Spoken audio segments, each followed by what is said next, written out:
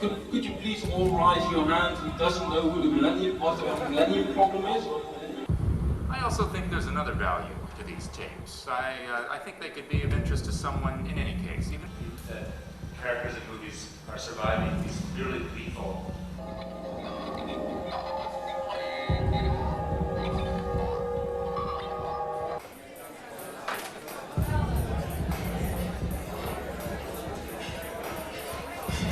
Hard drive, you know.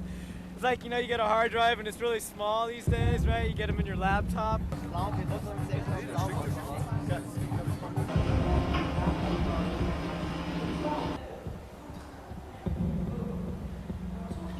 Making cyberspace as an image of the cities is a little ridiculous.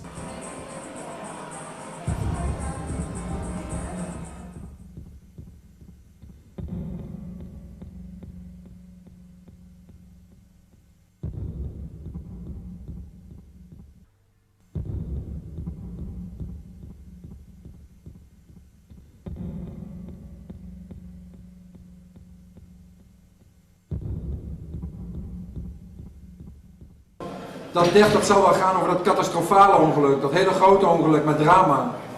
Maar u hebt hier al waarschijnlijk rondgelopen en u heeft gezien dat er eigenlijk niet zoveel verschrikkelijk drama en catastrofe aanwezig is, maar dat het ongeluk hier heel wat anders betekent. En dat het ongeval hier eigenlijk veel meer dat creatieve moment is. Het ongeval, dat onverwachte moment, wat nieuwe inzichten kan verschaffen. Dick Rijmakers noemt het in een boek trouwens waar ik dadelijk nog iets over vertel, wat ik dadelijk aan de wethouder zal overhandigen. Als eerste exemplaar. Dick Rijmakers noemt het in het boek, we hebben de mensenrechten ontwikkeld, maar is dat nou het belangrijkste wat we moeten hebben als we het recht op risico verloren hebben? Het risico als zo'n essentieel onderdeel van hoe wij door het leven gaan en wat vervangen is door zo'n strakke, georganiseerde samenleving, dat we en masse, bij wijze van spreken, reality tv zijn gaan kijken, naar de rampenfilms van Hollywood zijn gaan kijken, omdat het element van risico zo verdrongen is in onze samenleving. Dat element is een element wat heel sterk in DEAF terugkomt. Rotterdam is er trots op en is blij met het DEAF festival, omdat Rotterdam al een tijdje poogt en van mening is dat er nauwelijks genoeg aandacht geschonken kan worden aan de nieuwe disciplines, om het maar zo te zeggen, van multimediale video en filmkunst. En wij ook proberen om daar actief beleid op te ontwikkelen. Ik mag niet heen en weer dumpen, ik mag niet iets spannends doen met een knopje en een scherm. Ik mag tegen u zeggen, het festival is geopend.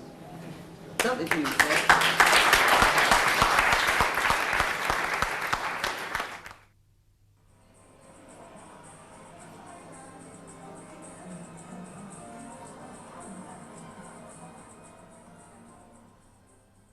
Working here for almost a year in order to develop a product which is called Happy Doomsday, and which is it's an installation and a computer game at the same time. And yeah, that's part of the installation. It's basically the physical interface which is making the connection between the body of the user and the virtual spaces of the project. Basically what he's doing with both hands is advancing. It's very easy, very software advancing. You just move 5 kilograms. Everybody can do it, even kids. And then, thank you. And then now he's shifting his left hand and then he takes the curve towards the left. And if he wants to do it towards the right, so he's moving the right hand, now he's turning towards the right. Just look how smooth the machine is responding.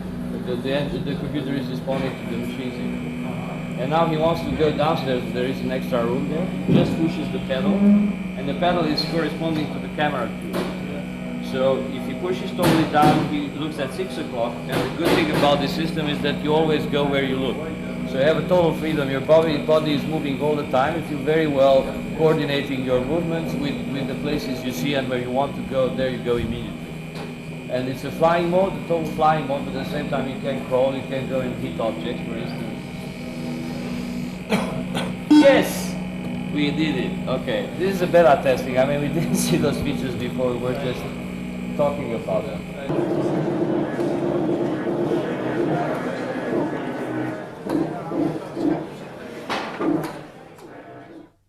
Well, basically what happens is that I build up sort of a computer game which is using the conventions of gaming, basically of war games, but which is also focusing on other issues and generally on war as a historical item or as an element of civilization, but also on elements from history, general history of mankind, or on elements connected to media, history and development in this century, etc. So, yeah, there is a bunch of metaphors which I put in a 3D environment.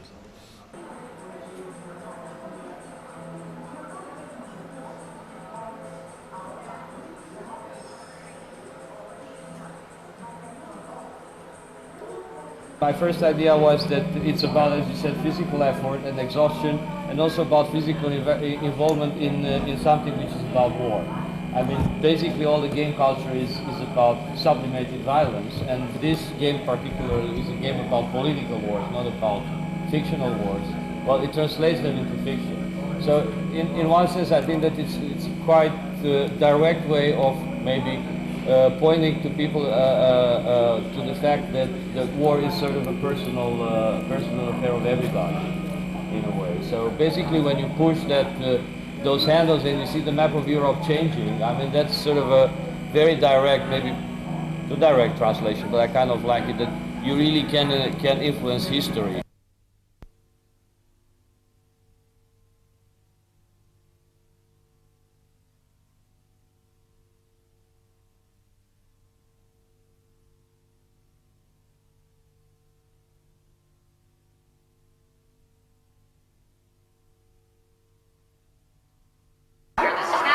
Copy you loud and clear. Go ahead. Roger, it's me, Grace. Do you have a beard, Roger? If you have a beard, I just don't know what I'll do. This isn't working, I said. What? I'm very disappointed in the boat, Grace. She's just not right. But you've always been able to make things come out all right in the end, no matter what. You've always had an almost magic ability to turn things around. By the way, I'm sure that... thank you for the eggs, Grace. What? I found the eggs you packed. Oh, good. I thought you might these ones so carefully. The themes in Jetlag are about contemporary travel and the compression of geography and time that accompanies, modern life, essentially. So it is, the second half, which is the story of the grandmother who flies back and forth, is taken from an interview with Paul Virilio, but it's an actual event. And of course, there are millions of them that happen every day where you could make stories about, people sort of trapped in these modes of speed and movement. You don't sleep enough. All that energy you burn, a growing boy like you needs to sleep more. It's hard with the bumps and the noise, but your body needs sleep. 8 hours a day, that's what they recommend, and not just cat naps, but a good sound sleep. It helps you readjust, that's what they say. Well, the nice thing about these two stories is that the technology matches the content of the pieces. I mean, it's about two people whose lives were enmeshed in technology and being mediated by technology. So there's a reason that we could use this mise en scène for these stories. I mean, there's some marriage between them. But even if there wasn't, who cares? The Faust story is not about media, it's not about interaction of these elements in any way. We just simply made it that way because that's where we live. We live in that world. We don't live in the world of 19th century theater conventions anymore. So why bother with them? How did he find us? What'd you do? Don't pick up the phone. He knows we're here. But how? He couldn't. Well, how else is he gonna phone? He could be phoning all the airports. That would take like 1,000,000 years. We're doing damage to the great theater tradition, which I could give a shit about. obviously. But I think that this piece maybe in particular has a strong narrative, you know, with some traditional narrative elements, so that I think it could possibly be appealing to a greater theater audience. I don't think multimedia is that strange I mean, maybe in distinction to them, I don't think it's going to be that strange to a general theater audience. It depends how the multimedia is used.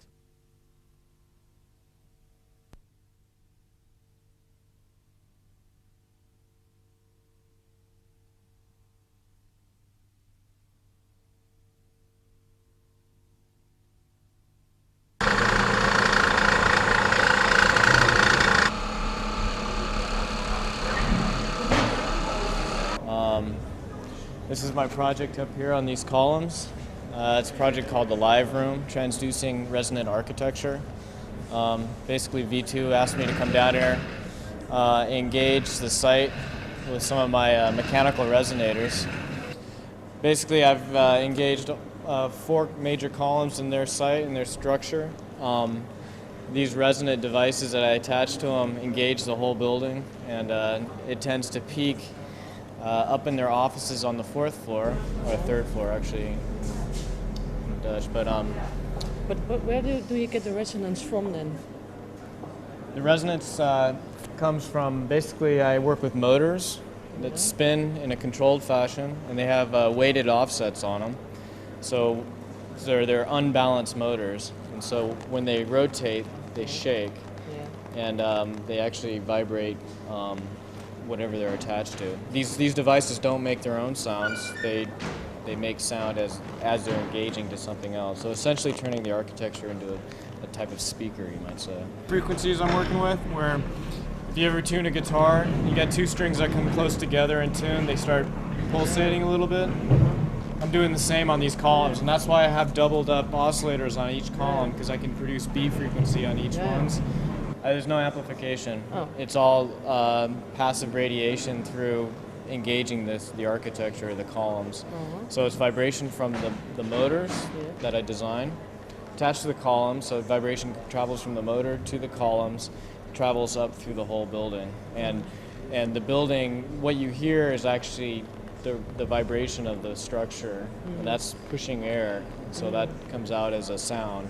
So or in this case, because it's a large structure, it comes out as infrasound, which is very low frequency acoustic energy that's below the hearing level, and it affects you in weird, strange ways.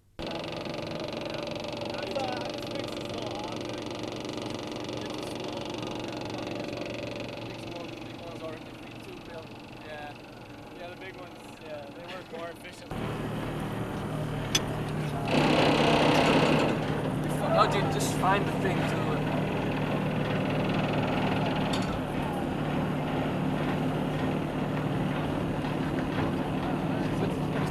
magnets over there. Yeah, high power magnets. Oh, extremely powerful. It must be powerful, yeah, because So what's a 10,000 Fuji thing? Fujitsu hard drive, you know. It's like, you know, you get a hard drive and it's really small these days, right? You get them in your laptop. Well, that little hard drive holds more memory than this huge hard drive that was made in 1981. And you ruined it, right? I totally ruined it. Yeah, it's completely. It was already trash. It used to be very, very. And this is like 6 of these hard drives. So that's probably about $100,000 worth of obsolete technology that I acquired just to get stupid magnets out of. So to make this, what kind of sound is it? Low frequency infrasonics and lots of sine waves. Basically, woo woo, yeah.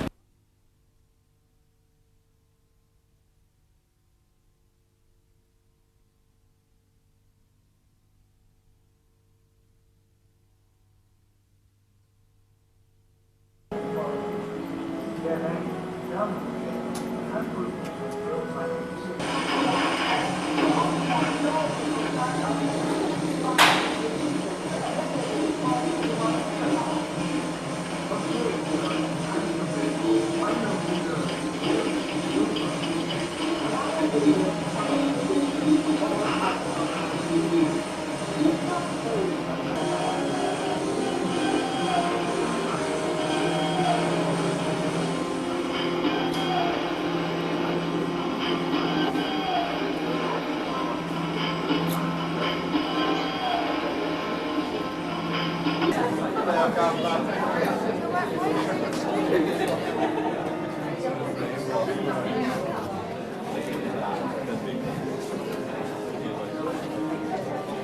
does it remember the last frame?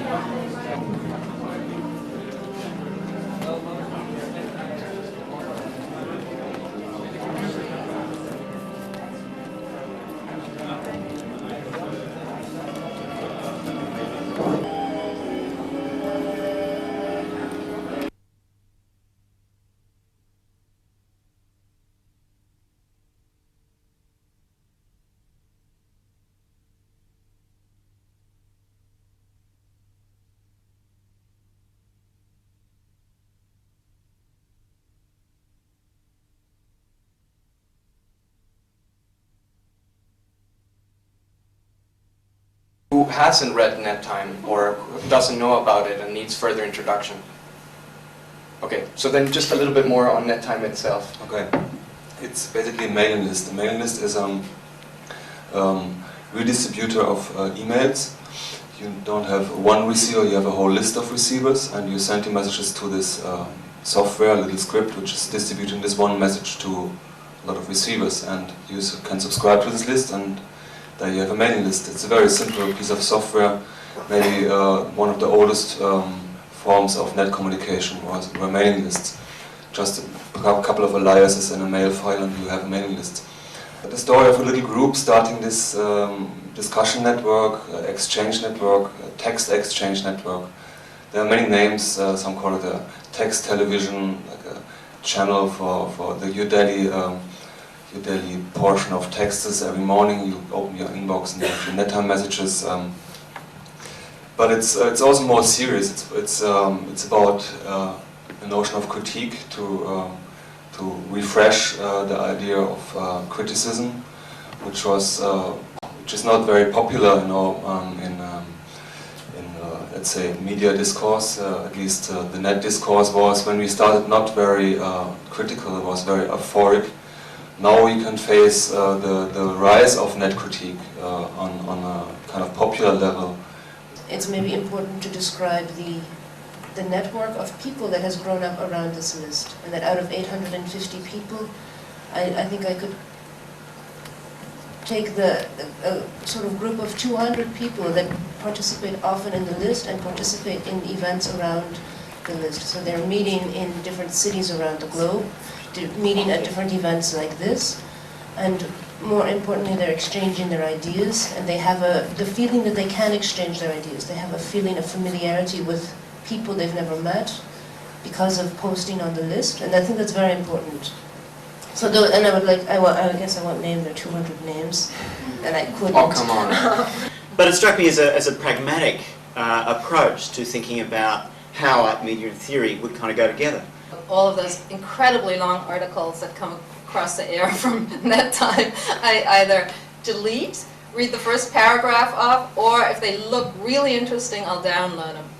I also felt the power of NetTime. I'm really curious what the future of NetTime is after the book, because something happens during the process which is not just NetTime. It's like how this kind of virtual systems construct their authorities. May I please say something? Yes, definitely you can. Because I think that Ted and also... Many of you are wondering, well, why is this like an Oscar presentation and we're thanking all these people? But the answer is right here. It's in this room. We're talking about a book that crystallizes a lot of NetTime threads and discussions that have been supported by not only the theorists that voluntarily put their texts and their artwork in it, but also through these foundations that Diana has mentioned, and has crystallized in one copy that we'd like to introduce here in the room right now. Now, under one of your seats is the very first copy of NetTime.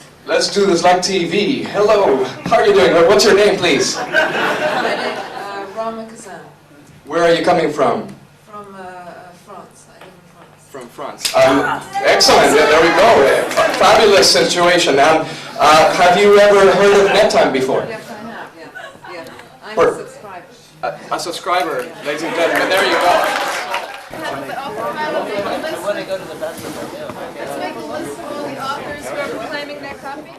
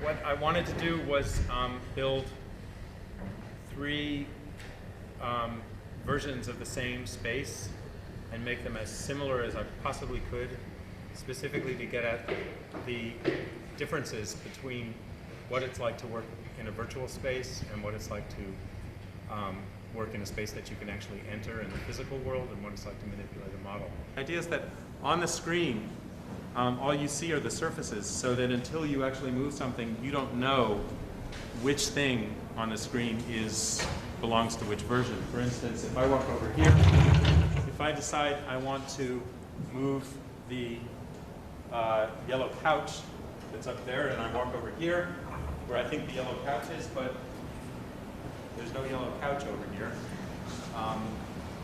because that's not in the same universe. I mean, I think there's something a little bit, well, obviously, there's something a little bit ridiculous about virtual spaces. There's something a little bit overblown about the rhetoric about virtual spaces at times. So, I mean, I wanted to take them at their word in a way, you know, almost to say, well, if this is what a virtual space is like, you know, let's bring it into the real world and see what happens. I personally, when I'm looking at this, I would think, oh, this is completely unrealistic because you don't have square pillows. It looks, in the context of a very simple, blocky world that's made out of just a few polygons, that pillow looks perfectly reasonable. Mm-hmm. You know, it wouldn't be the one thing that I would sort of notice here as wrong, right? Now, but of course, the minute you get into something in the real world, that pillow is totally wrong. Absolutely. Right? And the interesting thing is that in some ways this form is exactly the same as that form, right? But the difference is that you're in the same space with this. This stuff is physical and it's kind of unavoidable in that way. So that a square pillow like that is, you know, I mean, it's just much easier to picture yourself going and trying to lie down and take a nap here. Now the bed's too short too, you know.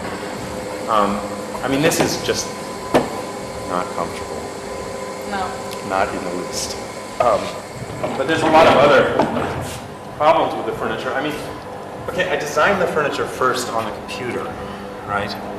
And I didn't take it seriously in the sense that I didn't make it, of course I didn't make it ergonomically correct or the right, you know, but I thought I was making it roughly the right size. Now the weird thing is that this on the computer, and I thought, you know, I had a sense of what the scale, the units that I was using. On the computer, this chair looked just fine to me.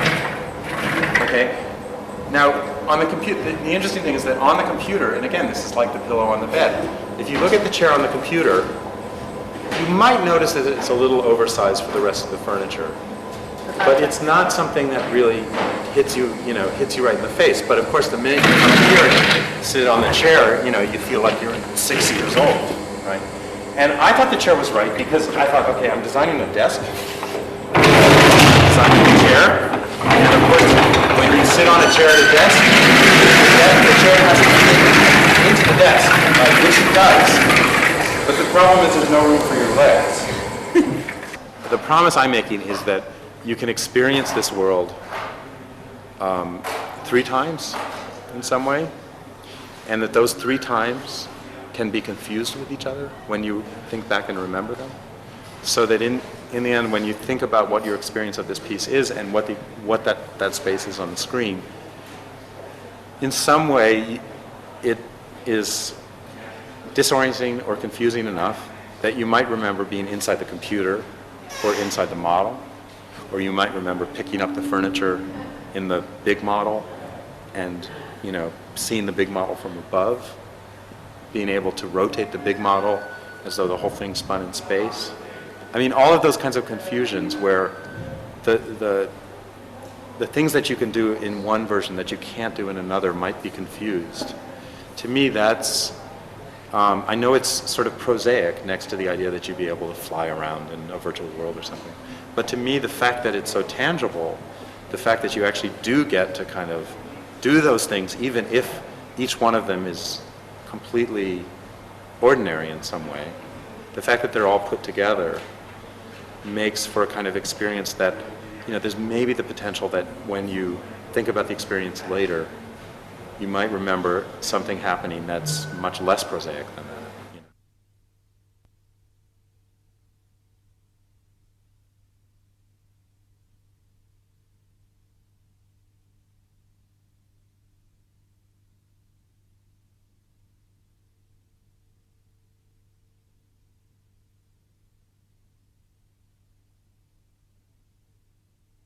The Millennium problem is a problem where the computer will switch from 99 to 00.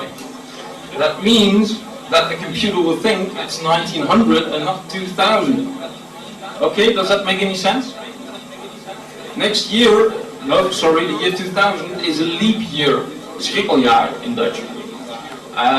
Most computers won't know. So that's the Millennium problem. Could you please all raise your hand who doesn't know who what the Millennium problem is? All right, thank you. So let's get down to business then. So that was just Yasu's problem. The real problem that I find is talking with an echo like this, with an echo like this, with an echo like this, echo like this, echo like this, echo like this. Well, the real problem, the real Millennium problem that I find What I'm trying to explain is why it will not be an easy sort of transition where everybody closes their eyes for 10 seconds and says, okay, it's over, nothing happened. But why it will be a quite long and very unpredictable period in our history. It may take a couple of weeks, may take months, may take even years. I would explain the basic problem. I will explain it a little bit deeper than in a normal medium. Then I will try to convince that there's a people problem, and when people are involved, to be a bigger problem than with computers. And in the second part of my story, I will try to explain if it's a people problem, then how are we going to solve it, and will the media or any other group help us keep informed. Microphone.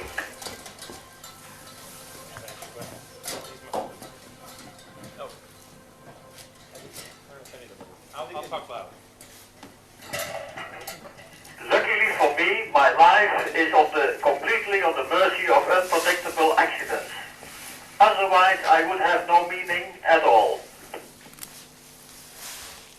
I mean, I think the interesting thing about the Millennium Bug scanner system which detected the presence of network-capable hardware or software. Because of this, basic survival will not protect your system.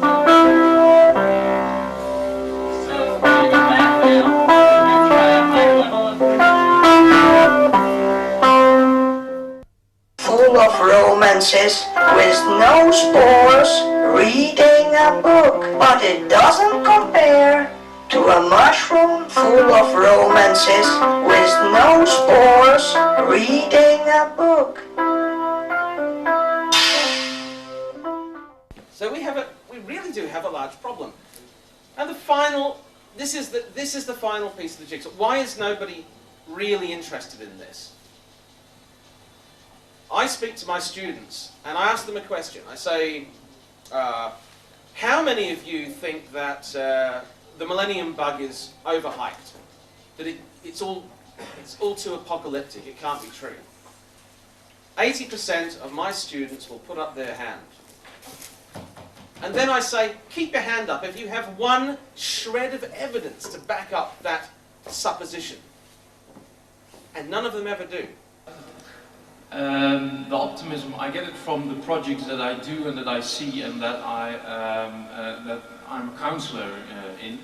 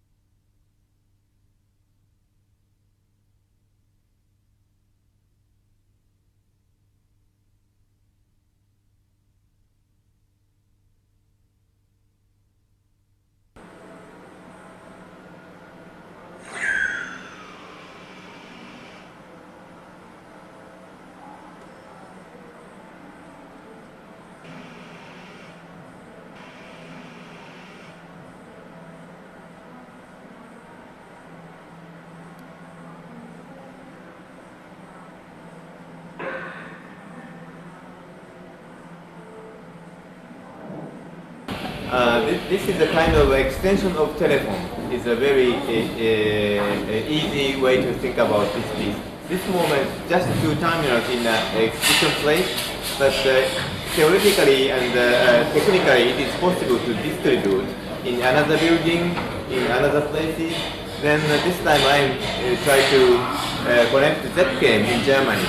So from this evening or I don't know, maybe tomorrow, but it is already established the connection.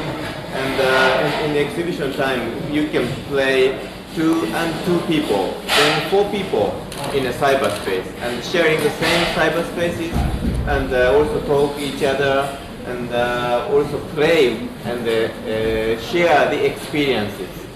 And for the purpose of this piece, the main thing is how can we communicate the other people. So it's like urban, it's like a city. So on the street, many people are passing by, but very few times people are saying or some. So we need some event or some accident we need to talk, to start to talk. So this is the kind of place for accident.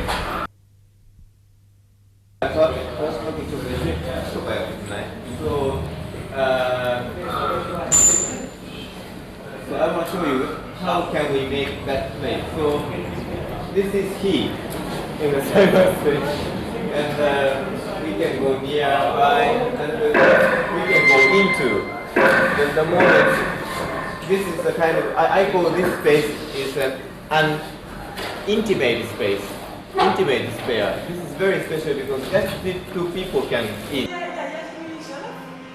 ik zie jou op jou zitten. En jij zit daar, of niet? En jij ziet mij ook daar. Ja, we zijn daar.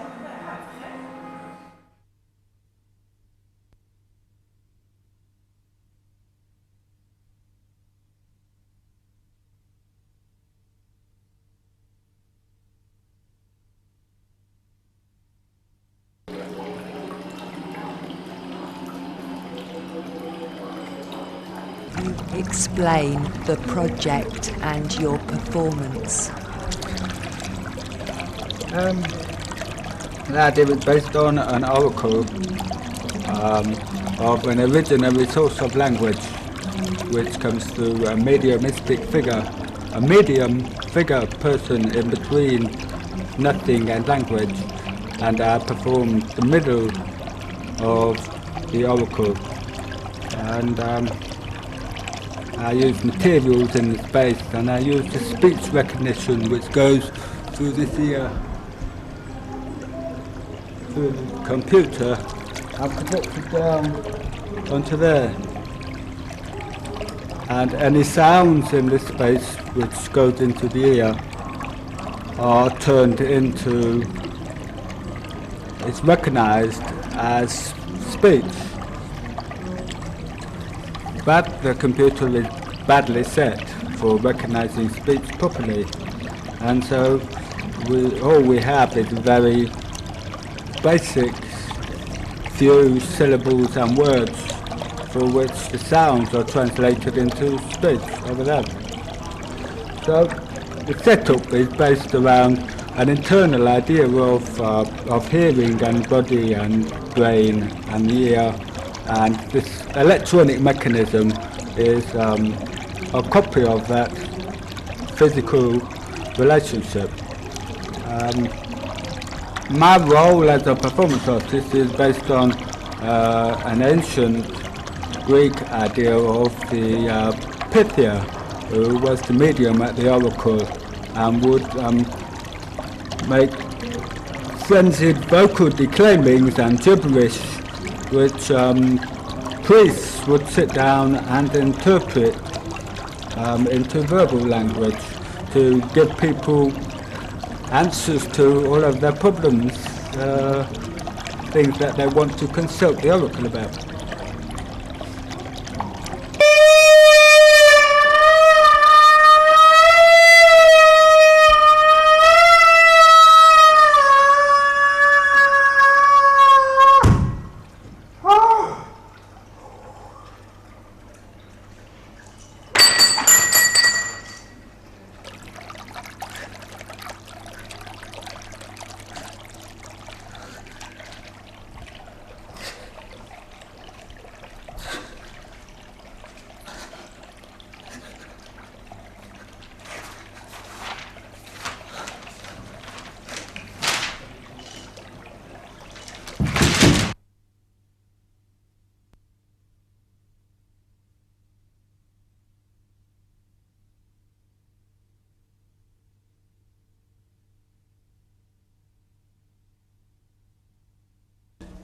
We were interested how far we can go with collaboration in networks, that we can really deal with local problems. Yeah, we use quite a global technology like the internet, but question this technology if it's possible really that you can change something in the environment you live. And this is a project which deals with several megacities, because this kind of megacities with traditional methods they can't be planned anymore by architects and urbanists, and they are looking for new ways of dealing with these urban movements in the cities. And we do in each of these megacity we were invited to a certain experiment. And in Sao Paulo maybe it's the newest experiment.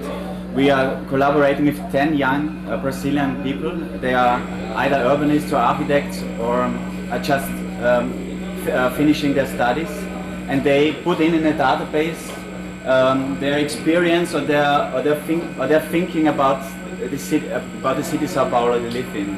The mix of these 9 people, and they are moving here, and then we offer this information on the internet. The people can click it, and I let it collect the garbage. I can select it, and if I click it, I get now what is behind. So this is a statement from somebody. I can read it, and then I get also an excerpt what is in the moment, the context of collected garbage in this self-organization. And how often the material is clicked, the stronger becomes the force around the information. So we have movements because of the self-organization, then we get also forces around the information. And information has more force, the more people were interested in the information from the architects. So the architects get a feedback if their materials or their thinking about the city is interesting. Yeah? And the stronger the force fields are, the more these particle streams are more manipulating their movement, the more they are accelerated. Yeah? So this information has not, at the moment, not a strong force, but this is pushing away very strongly. So here we get now forces, and we get now a map of forces and intensities of thinking of people. Yeah?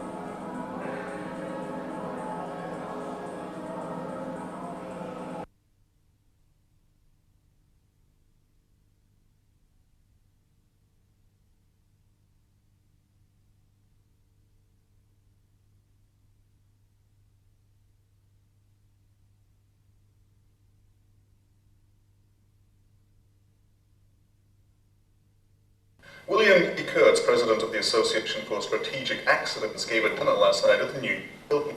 It wasn't an ordinary dinner. The 12 selected ASA members ate fugu. Fugu is a highly toxic swellfish, and if not properly prepared, it causes immediate death. After the dinner, Kurtz said, "It tasted like victory."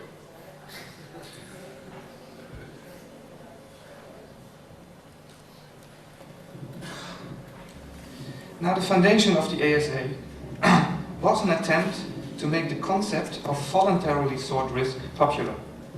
The motivation to proclaim this was, and again still is, very simple. If risk-taking behavior is an essential part of human conduct, then we have to shift this away from exploiting nature and transpose this into the cultural domain. Now, of course, the whole construction between industry, risk assessment and public acceptance is a hypocrite one. To be frank, it stinks. And it stinks because the only reason to keep up this construction is because by changing risk definitions, which is, by the way, what risk assessment does, they create new needs, and by doing so, new markets. So their slogan is "Fear sells." Now, another paradox that Mr. Kurtz described in the Fear edition is the proximity of the accident to the total experience in the individual psychological risk construct. And again, the paradox that at the one hand the accident and the total experience are so similar, and at the other hand they are so different, lays in the degree of self-determination, whether the experience took place on a voluntary or involuntary basis. And the best I can do here is to let Mr. Kurtz speak for himself again and quote from this so-called alarm letter. Another significant difference between the total experience and the accident plays the evolutionary emergency, death. Whereas the total experience only can mean life in its most intense form, the accident emphasizes the life circle and the constant struggle between life and death.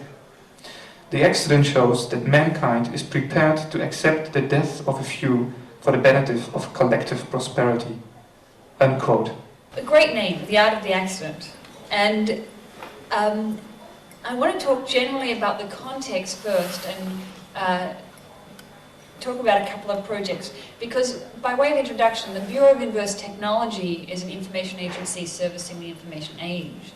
It's a large, multinational, international corporation that is actually anonymous, and so we can't really talk about it very much. Sorry. So what I can talk about is some of the other projects that I've done. I will say that the Bureau is comprised mainly of specialists, and I have been commissioned as an engineer for the Bureau to build a few devices. They've licensed a few of the products that I've built, which I'll show you a couple of them. The plane is a pet aerial observation unit developed by Bureau engineers from the generous residues of Cold War precision and radio control hobbyists. The device consists of a remote-controlled aircraft with a wingspan of approximately 31 inches, mounted with a miniature CCD board camera and transmitter. The transmitter sends a continuous stream of control view video to a ground receiver, providing the pilot controller with a navigational view for the plane. This footage can be captured to Hi8 video format from the ground receiver. With a 1-mile flight range, BitPlane demonstrates a virtual independence from its pilot's hands and human payload. I think the alterity is important because it's not the technology itself, but it's the ideologies that are embedded in the technologies that I think a lot of cultural workers like to oppose. Certainly in the case of the Bureau of Inverse Technology, that amplify your burp. I see the connection between my brain and the brains within these devices as sort of a balance, in that I'm always surprising these machines while they surprise me. They put out a sound, I hear it, and I sort of vaguely know what my switch groups do, and I can flip a switch and it will cajole the device around. Like I say, I rationalize my my groupings through sound. So I basically go in there, usually at the juiciest, biggest chip, which is usually the data chip or memory chips, and go in and take off the circuits and and put in other, external switches that are controllable by me. Memory is very interesting to take apart because it actually has its own sort of structure that you don't necessarily hear or know about when you use memory on your computers.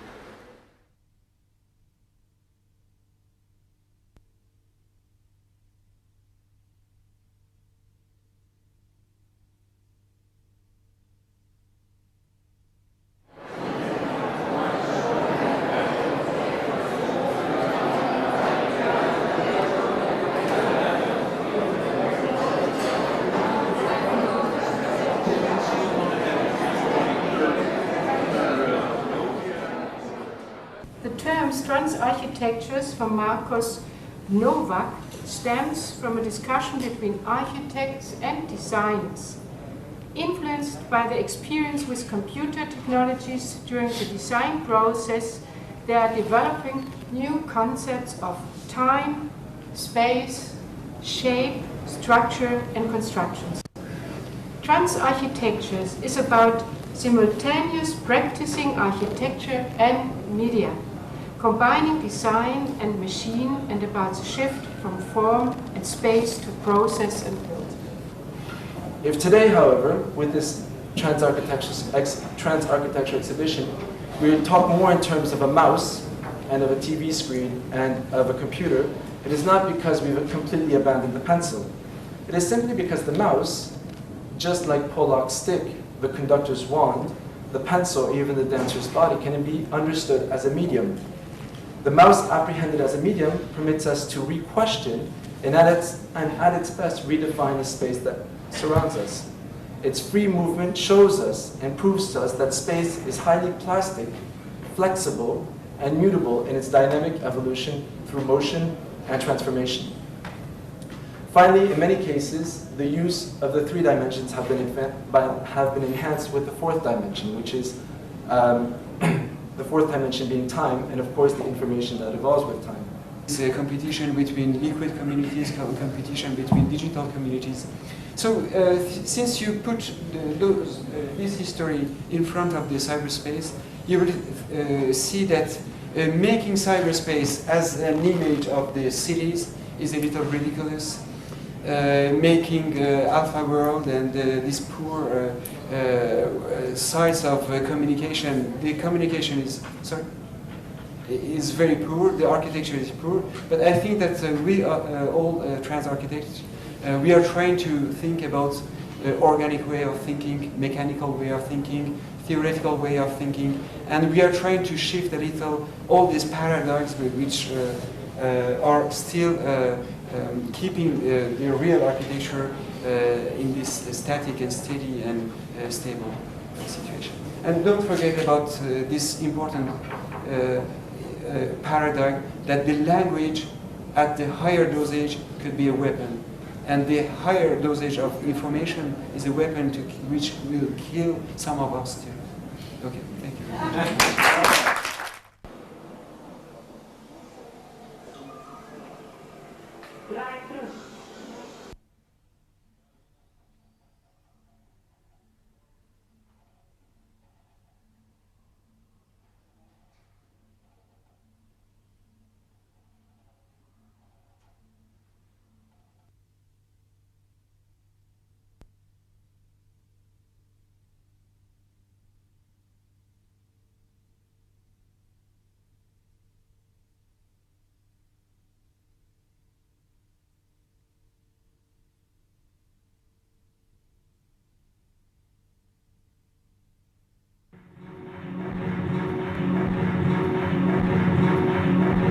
events there, and V2 Lab invited the Builders Association over to the DEAF Festival in order to create a workshop for theater makers, artists, dance makers, text writers, visual artists, architects, with experience or without experience with multimedia theater, to come together and work together with the Jetlag team.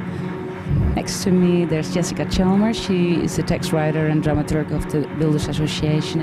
And next to Jessica is Mariana Weems, the director of the Builders Association, who just came by to see the results of these 5 exhausting days working together in the V2 Lab.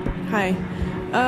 We spent the first day dividing people into groups, and there were a number of architects, and there were a number of graphic designers, multimedia artists, and there were a number of choreographers and dancers, and we tried to split these people up into groups in which each of these professions would be represented, and I think it worked very well. People went off into corners and they got to know each other and came up with performances. We've just had a presentation of these performances, and they, I think, went exceptionally well. Well, I was really pleasantly surprised to see that groups of people had actually become groups, which is very difficult to do, even for collaborators who work for many years together, in that it seems like people's ideas were represented equally, and more importantly, their disciplines were as well, so that there was really an interesting exchange of media and a kind of cross-media product where people managed to integrate architecture, video, movement, and text into really pretty interesting approaches to this material. The material was based on John Glenn, the American astronaut, and what we provided them with at the beginning of the week was text from the New York Times and visual images from CNN. To see that in a very short time they really did manage to pull different kinds of meanings out of this material was really interesting. And I hope actually that they continue to pursue the projects.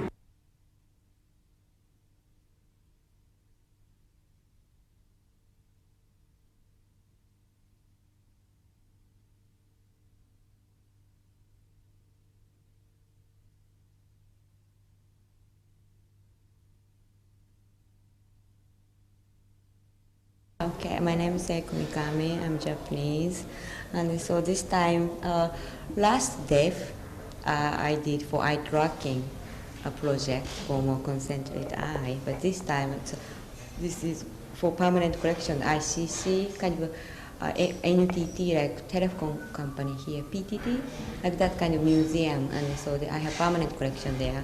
So I will bring now here to version up. So more concentrated ear.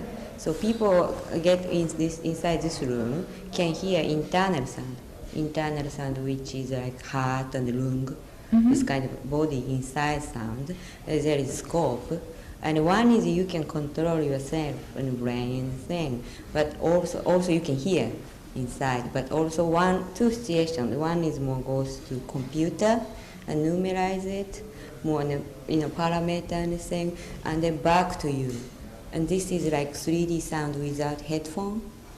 And so your heartbeat or lung sound, and the two situations is computerized one 3D and around it you.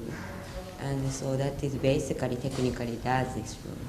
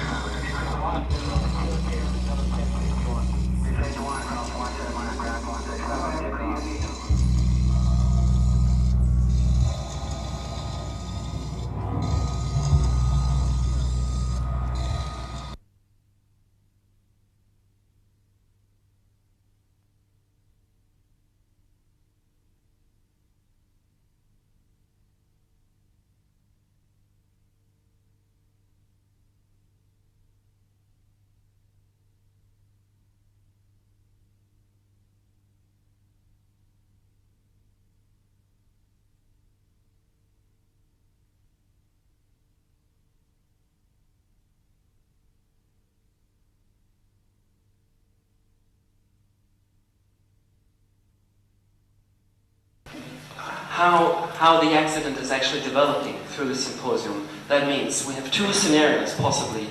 Either the accident is becoming global and integral, as Paul Berelium thinks the accident as the accident intégral. That means reality is composed as a landscape of accidents. Or we have the opposite scenario, which tends to sort of make the accident disappear in the landscape of the real. That means which treats the accident as a normal part of everyday reality. So you have to be prepared for accidents. Begin by saying that I am here by accident.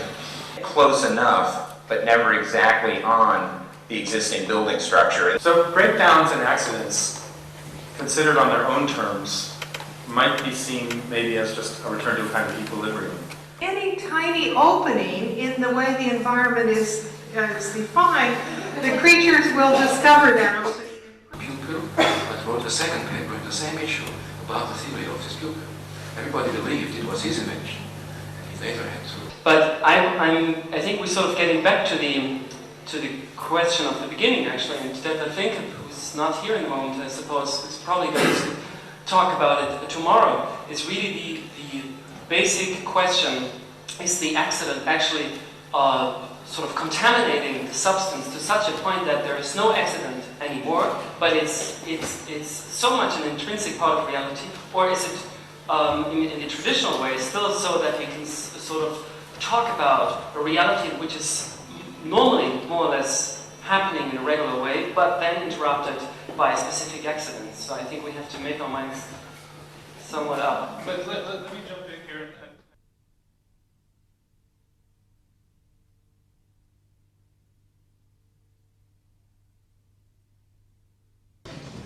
Okay, the next slide. Another shot. So this is a 7-story building. It's kind of interesting because it has these vertical piers, he called them. And it was kind of very, at the time, very kind of interesting construction mode. It used these piers as part of the ventilation system. So all these sort of vertical areas, there's actually more on the inside of the building, are hollow. And that's where the ventilation would flow through. And so it worked partly as structure and then also, part of the breathing aspect, this idea of like a living structure, you might say.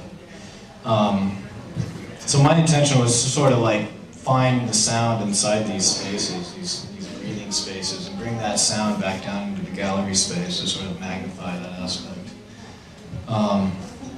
So that's what I was doing. And when that was finished in the summer of 1997, we decided all of this had to be brought together and presented in one CD-ROM.